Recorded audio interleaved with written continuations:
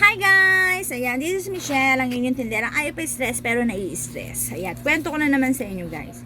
So, merong bumili sa akin, 2 itlog. Bibili ng 2 itlog. Binigay ko yung itlog. Nagbayad sa akin, ang binayad niya guys, eto, yung 20. So, sa mga kasari na katulad ko, sa may mga tindahan ng katulad ko, tatanggapin nyo pa ba siya? Ako naman, mabait, di tinanggap ko. Pero may kondisyon ako sa kanya. Hindi naman kako to galing sa akin. Pero kapag ikaw kako ay bumili, isusukli ko sa iyo to ha. Sabi ko, deal ba tayo doon? Sabi ko. Pero syempre, sinusubukan ko lang naman siya eh. Oo daw, sige. So ako naman, lagi naman siyang bumibili dito.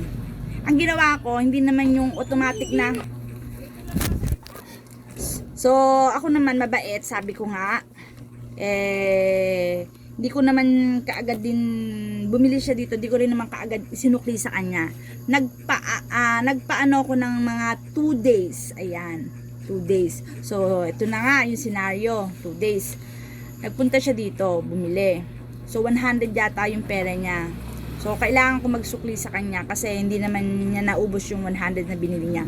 So nung nagsusukli ako sa kanya, tinabi ko kasi itong 20 na to kasi susubukan ko nga siya. So ngayon, binayad ko sa kanya. Itong 20 na binayad niya sa akin before.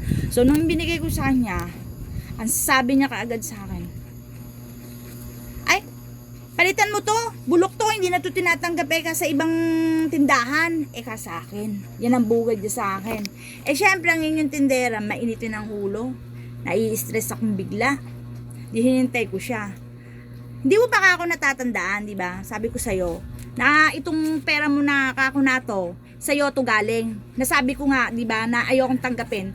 At pag bumili ka, ibabalik ko din kako to sa'yo to, isusukli ko kako sa'yo to. Hindi mo kako natatandaan, sabi ko. O di natamemi siya. Di ba yung mga ganung mga senaryo nakakabwisit, di ba?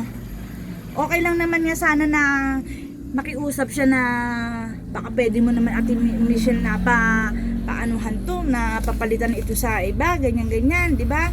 O, na pwedeng tanggapin. Hindi yung ganun ang gagawin niya sa akin, bigla na lang niya akong sasabihan ng ganun. O, di nakatikim siya sa akin, di ba?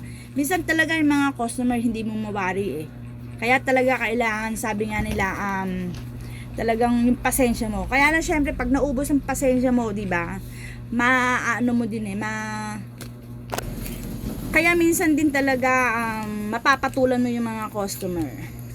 So kaya ko rin naman siya nasagot din ng ganon kasi kilala ko rin naman siya.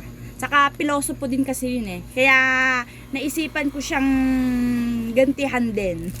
Kaya naisipan kong gawin tong ganito na ano siya, nabisitin din. Kasi alam kong pilosopo kasi yung tao na yun eh. So, ang ending, ginawa niya. O, sa susunod kasi kako, huwag kayong magbabayad ng ganyan ng pera ninyo, ng punit. O, kasi babalik din kako sa inyo yan. O, diba? Di nakaganti rin ako sa kanya. Yun lang. Ewan ko kung paano nyo din i-handle yung mga ganitong sitwasyon na katulad ko may mga tindahan.